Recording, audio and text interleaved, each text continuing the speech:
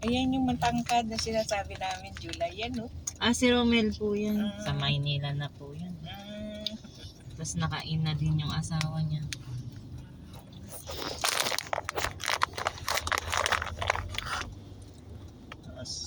Tangkad. Si Senyen, sana mas matangkad pa dyan. Hindi naman alam Oo, mag-basketball. kasi bata pa si Senyo. Ano kasi ito may referee?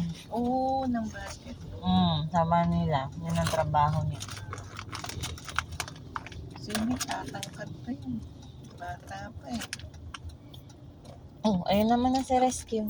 Oo nga. Magpapabomba.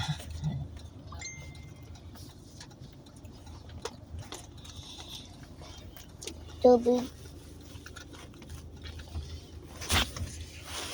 Kanina pa tayo. Mahihilo ka na sila.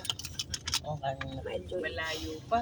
Ay, mas mahihilo siya sa tricycle. Mainit. Sino? Kanina Mael. masakit ang ulo ko. Alo ka dyan. Nagtatablet ka kasi.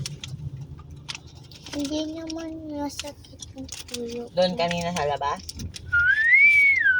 Hindi. Nung pagsakay. Ang aga naman kasi ni mama mo.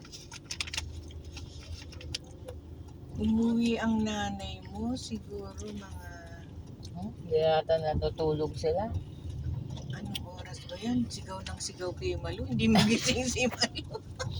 2:00 siguro, ma. Oo yata. Hindi, mga bandang 3. Kasi nagising ako noon eh.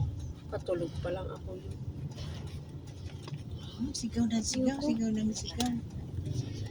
Hindi marinig ni Malu. Le. Di umalis, siguro bumalik ulit doon Le. sa Ha?